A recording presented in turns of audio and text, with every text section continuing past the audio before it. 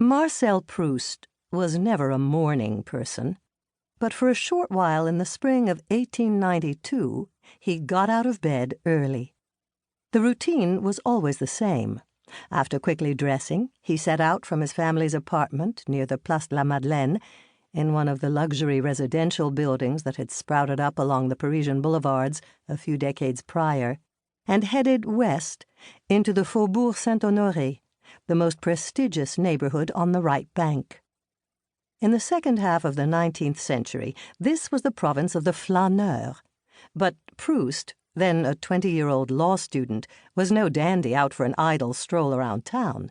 He strode with purpose, in search of elegance, and while he didn't know her yet, for elegance was a woman, he did know where she lived. It was there that he hurried each morning, at some risk to his delicate health.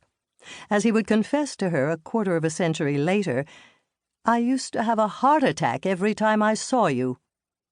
To make this perilous trip, he took a path he had christened My Route of Hope. It began with a sharp right out of the Proust's apartment building, a 7-story limestone wedge that cleaved the surging traffic of the Boulevard Malesherbes like a ship's prow slicing through choppy waters. This turn brought him straight away into the funereal hush of the Rue de la Ville-l'Évêque, a short side street that led past a row of single-family mansions, or hôtels particuliers, as big as ocean liners and still as tombs. Approaching the Ministry of the Interior, Proust veered left down the block-long Rue des Saussaies and into the Place Beauvau, where he paused just long enough to take in the titles on display in the windows of the Émile Paul bookstore. Then he made another right turn into quiet. 5 more minutes of brisk walking led him to his destination, a narrow 4-story residential building at 34 Rue de Miromesnil. With its cheap stucco facade and its sooty dormered roof, this structure had nothing visibly special about it. Built a century earlier, it lacked the modern amenities Proust and his family enjoyed at home: an elevator, efficient ventilation, bathrooms with running water. But to him, the shabby sliver of a building was the promised land. Holy, because inhabited by the goddess whose exit he now, stationed on the sidewalk across from the front door, anxiously awaited. Most mornings he didn't have to linger for long before she stepped outside. A petite blonde countess in her early 30s, she would give no indication that she had spotted the dark-eyed, dark-haired youth gawking at her from across the street. Though the Rue de Miromesnil being neither busy nor wide, he would have been hard to miss. As she made her habitual left turn toward the Place Beauvau, Proust afforded her a brief head start before taking off at a trot behind her.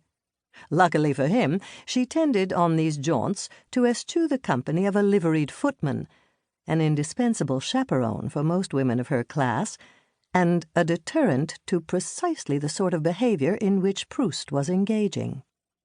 Dogging his lady's brisk athletic steps around the quarter, she had a trim figure and liked to keep it that way, he loitered outside the imposing hôtels where she stopped to leave her calling cards, outside the boutiques where she did her shopping, and outside a ducal palace off the Place de la Concorde where she paid 2 visits a day, the first and last stops on her busy social round.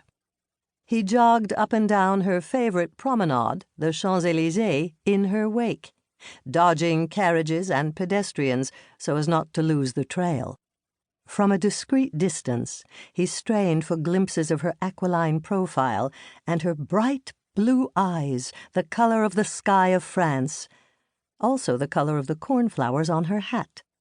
Committing every last detail of her face and dress to memory, he marveled at the alchemy whereby she turned a simple morning walk into a whole poem of elegance, the finest adornment, the rarest flower under the sun.